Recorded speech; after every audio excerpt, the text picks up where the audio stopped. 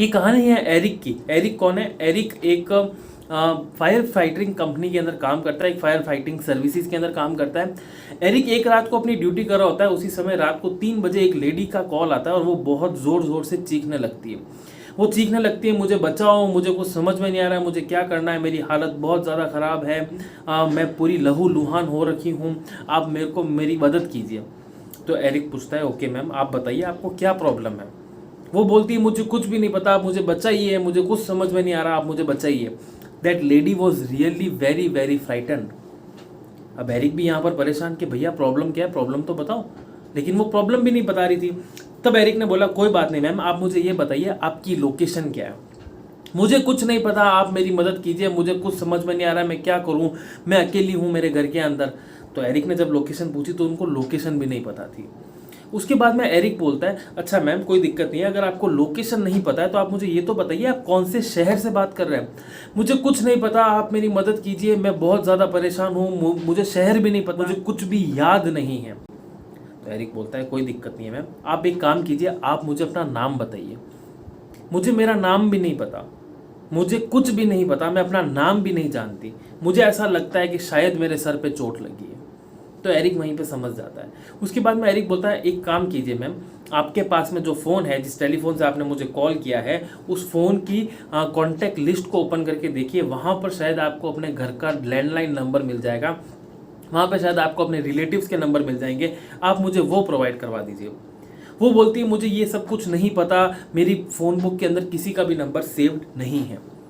अब जब ऐसे समय में एरिक के पास में सारी पॉसिबिलिटीज जब खत्म होने लगती है तो एरिक भी एक बार बहुत ज़्यादा परेशान होता है। एरिक ने अपने दिमाग के ढक्कन खोले, शांति से उपाय निकालने का प्रयास किया और उसके बाद में उस लेडी को फिर से कॉल करके बोला कि मैम, क्या आपको अपने परिवार वालों के बारे में पता है? क्या आप अपने फैमिली के बारे में कुछ जानती है? अपने किसी दोस्त को, अपने किसी रिश्तेदार को, अपने किसी हस्बैंड को, अपने बेटे को, किसी को जानती है, उनका नाम आपको याद है? वो बोलती है, मुझे कुछ भी नहीं पता, मेरे सर से बहुत ज़्यादा खून निकल रहा है, आप प्लीज़ मेरी मदद कीजिए। एरिक बोलता है, एक काम कीजिए मैम, आप मुझे ये बताइए कि आपके जहाँ पर आप हैं, आपको आसपास में बाहर क्या दिख रहा है? तो वो लेडी बोलती है, बाहर मुझे ना बहुत सारी लाइट्स दिख रही है, स्ट्रीट लाइट्स है और काफ़ी डिम लाइट है, येलो लाइटिंग है, बिल्कुल भी ट्रैफिक नहीं है। तो इसका मतलब एरिक समझ जाता है कि यार जहाँ पर इस तरह से डिम लाइटिंग है और ट्रैफिक नहीं है, वो कौन सी जगह है। तो उसके बाद में एरिक बोलता है, एक बात बताइए मैम, जो आपकी विंडो है उस विंडो का शेप क्या है? तो बोलती है, मेरी विंडो रेक्टेंगुलर शेप में। अब यहाँ पर एरिक बहुत ज़्यादा कंफर्म हो जाता है कि डेनमार्क के अंदर रेक्टेंगुलर शेप के अंदर जो विंडो है, ये तो हमारे ओल्ड मार्केट के किसी घर के अंदर हो सकता है, क्योंकि जो नए घर बने हैं वहाँ पर रेक्टेंगुलर विंडोज़ नहीं होती है। तो जब वो रेक्टेंगुलर विंडो के बारे में सोचता है तो उसको समझ में आ जाता है कि ये ज़रूर हमारे ओल्ड मार्केट के आसपास में है। एरिक तुरंत अपने कैप्टन को कॉल करता है और अपने कैप्टन को बोलता है कि मुझे 15 फायर ब्रिगेड्स चाहिए। 15 फायर ब्रिगेड्स को वो तुरंत उस ओल्ड मार्केट के अंदर बेचता है और ओल्ड मार्केट के अंदर उन सारे 15 फायर ब्रिगेड्स के साइरन्स को ऑन कर देता है। जब 15 फायर ब्रिगेड्स के साइरन्स ऑन हो जाते हैं तो एरिक उसी समय कॉल पर उस लेडी के साथ में होता है और उनको बोलता है, आप अपना फ़ोन चालू रखिए, मैं आपको ढूंढने का प्रयास कर रहा हूँ। अब देखिए, ओल्ड मार्केट बहुत बड़ा था, वहाँ पे कौन सा घर है उसको ये भी नहीं पता।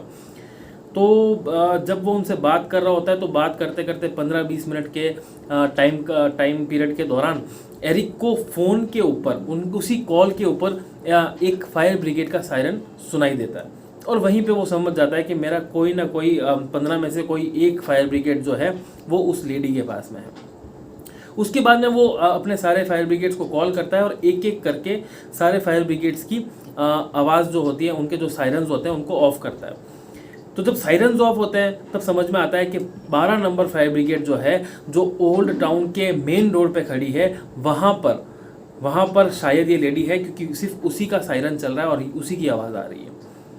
तो एरिक तुरंत वहाँ पे पहुँचता है। वहाँ पर भी देखता है, यार यहाँ पर तो 50-60 मकान है, यहाँ पर 50-60 मकान है और मैं कैसे उस लेडी को ढूंढूँ?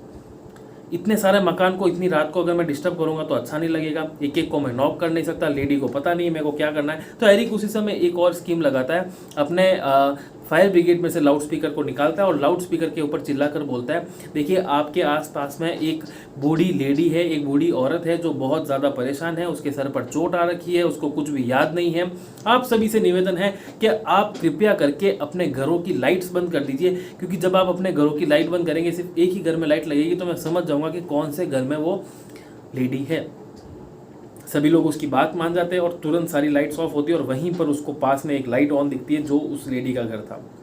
एरिक तुरंत वहाँ पे पहुँचता है, उस लेडी की हेल्प करता है और उसके बाद में आप सभी को पता है क्या होता है, उस लेडी को हॉस्पिटलाइज किया जाता है और उसकी जान बचा दी जाती है।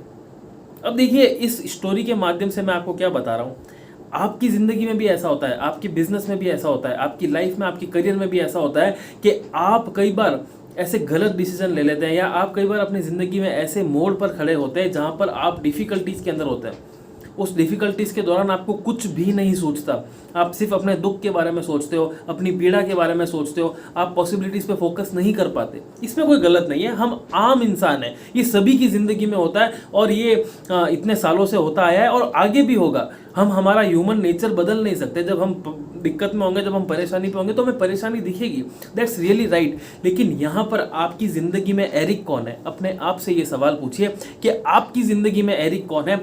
आपको राइट दिशा दिखाने वाला कौन है? आपको प्रॉपर पॉसिबिलिटीज़ दिखाने वाला कौन है? अगर आपकी ज़िंदगी में आपको पॉसिबिलिटीज़ दिखा दी तो आप खुद अपनी सारी समस्याओं से आप खुद फाइट कर सकते हो।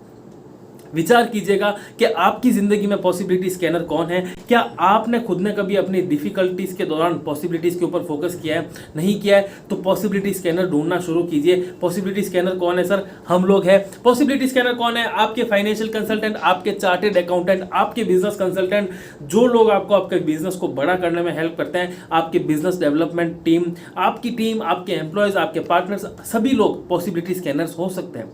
इसलिए क्या करना है? इसलिए अपनी समस्याओं के अपने अंदर नहीं दबा के रखना है, अपनी समस्याओं को डिस्कस करना है। अपनी समस्याओं को डिस्कस कीजिए अपने फाइनेंशियल एक्सपर्ट से, बिजनेस एक्सपर्ट से, अपने एम्प्लॉय से, अपने पार्टनर से या फिर हमसे बड़ा बिजनेस से, ताकि हम आपकी समस्याओं को समझें और आपको राइट दिशा दिखा सके। उसी दिशा के ऊपर चल के, उन्हीं पॉसिबिलिटीज़ के ऊपर आप चल के आप अपने जीवन को, अपने बिजनेस को नेक्स्ट लेवल पर ले जा सके। आशा करता हूँ वीडियो आपको पसंद आया होगा। वीडियो अगर आपको पसंद आया तो प्लीज़ इसको लाइक कीजिए। बहुत तरह तरह की मैं आप लोगों के लिए स्टोरीज़ के माध्यम से आप लोगों को मोटिवेट करने का प्रयास कर रहा हूँ। स्टोरीज़ के माध्यम से आपको समझाने की कोशिश कर रहा हूँ कि बिजनेस के अंदर लर्निंग्स कितनी ज़्यादा ज़रूरी है। स्टोरी के माध्यम से आपको समझाने की कोशिश कर रहा हूँ कि हम हमारे डेली लाइफ में क्या गलती करते हैं। अगर आपको ये वीडियो पसंद आया तो प्लीज़ इसको लाइक कीजिए, सब्सक्राइब कीजिए, चैनल को शेयर करना ना भूलें। आप सभी का प्रेम देने के लिए, इस वीडियो पे अपने सुझाव देने के लिए मेरा हृदय की गहराइयों से आप सभी को बहुत बहुत धन्यवाद।